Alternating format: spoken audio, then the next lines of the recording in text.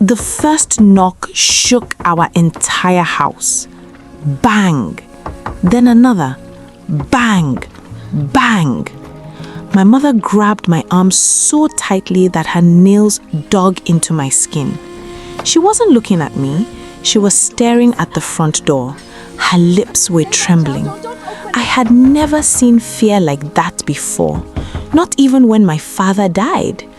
Then she whispered something I will never forget. "Don't let him in." Another knock echoed through the house, slower this time, as if the person outside knew we were listening. I gathered every bit of courage I had and took one step toward the door. Before I could touch it, my mother screamed, "No!" She threw herself in front of me, crying uncontrollably. Then she said the words that made my blood run cold. "He didn't come for you."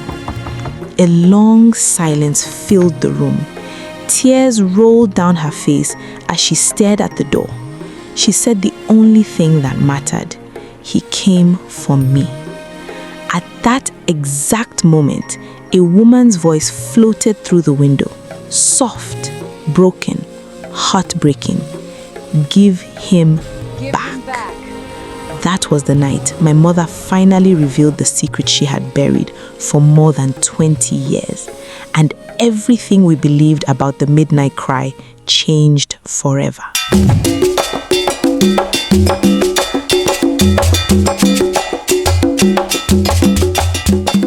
That night, neither my mother nor I slept.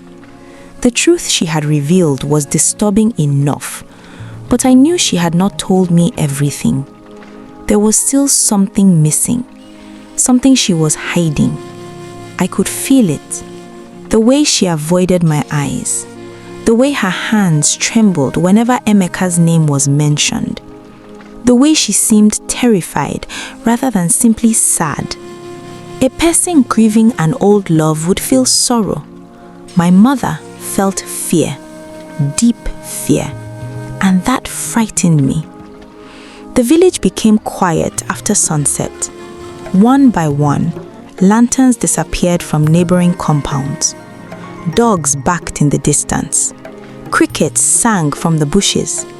Then silence slowly settled over everything. I lay awake on my mat, watching the shadows move across the ceiling, waiting. I did not know what I was waiting for, but I knew it was coming. Around midnight, it began. The crying, louder than ever before. Not far away, not at the edge of the village, inside our compound. My entire body froze. The sound was unmistakable. A woman, sobbing. The kind of crying that comes from unbearable pain. I sat up immediately.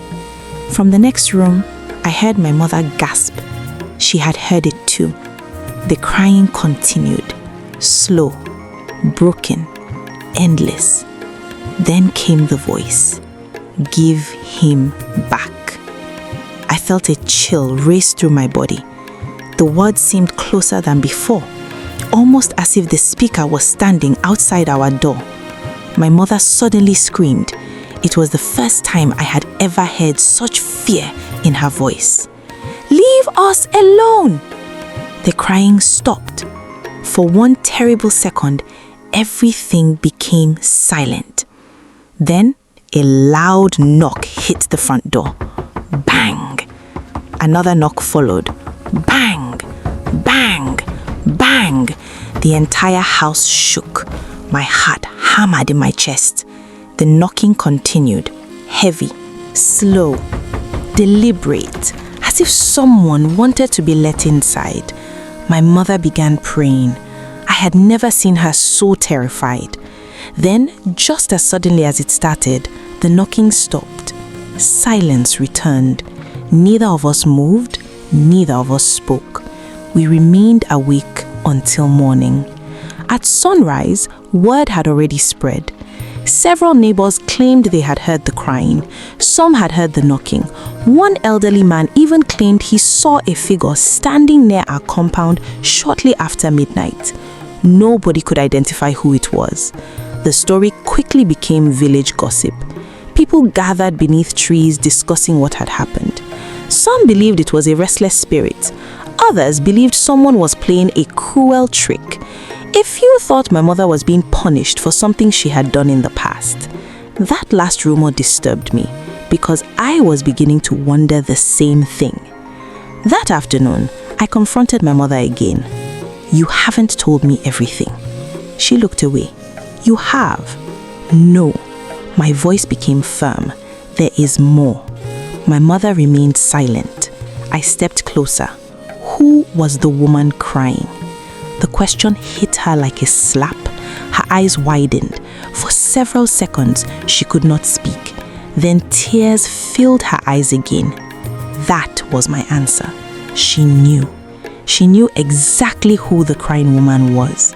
I sat beside her. "Please tell me." My mother stared at the floor. Then she finally spoke. There was another woman. A knot formed in my stomach. What woman? The woman Emeka was supposed to marry. I blinked. What? My mother nodded slowly. Years ago, after her family rejected Emeka, he eventually became engaged to another woman from a nearby village. A kind woman, a hard-working woman, someone who genuinely loved him. Her name was Amara. I listened carefully. My mother continued. At first, everyone thought Emeka would recover from the heartbreak. People believed time would heal his wounds. But according to my mother, he never truly moved on. Part of him remained trapped in the past, trapped in the life he had imagined with her. Months before Emeka's wedding to Amara, he disappeared. A few days later, villagers found his body near the river. The wedding never happened. Amara never married. She spent years mourning him. Then she moved away. No one heard from her again. I frowned. What does that have to do with us? My mother's eyes filled with guilt, because the next thing she told me changed everything. A few months before Emeka died, he had visited her one last time. He had begged her to leave my father and run away with him.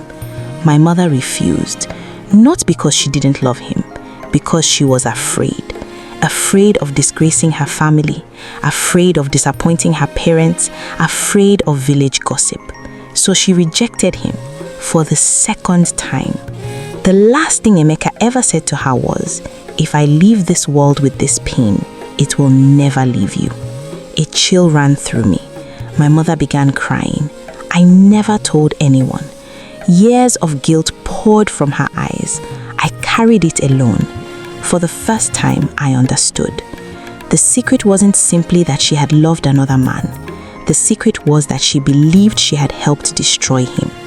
Whether it was true or not, she had carried that burden for decades, and now something was forcing it back into the open. That evening, Mama Ada came to our compound. She listened carefully as my mother finally confessed everything. Nothing was hidden anymore. The old woman sat quietly for a long time. Then she spoke. Some wounds never heal because the truth remains buried. Nobody interrupted her.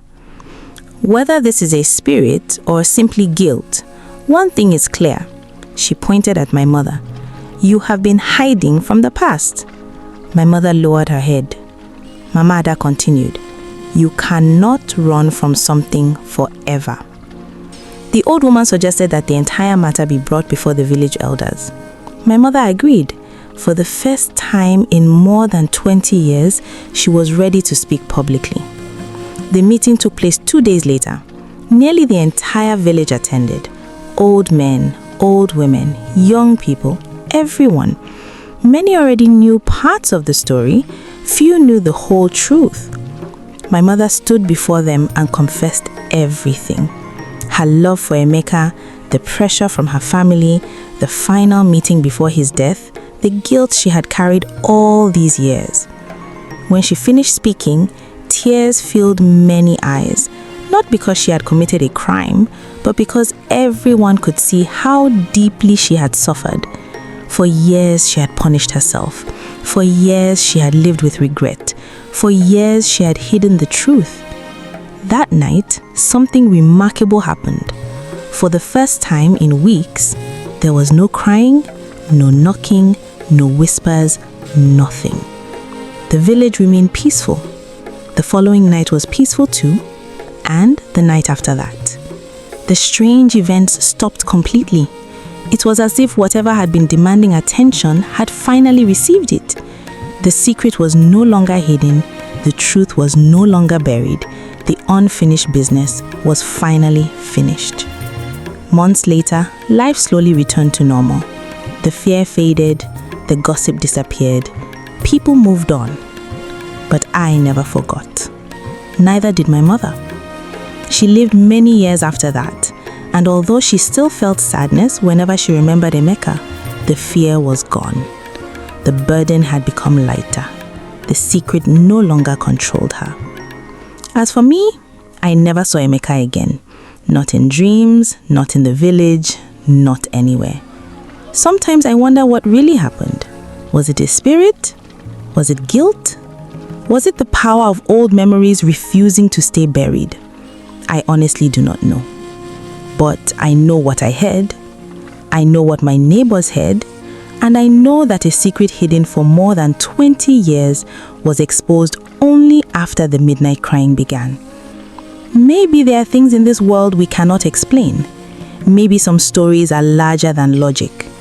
Or maybe the past simply has a way of returning when it has been ignored for too long.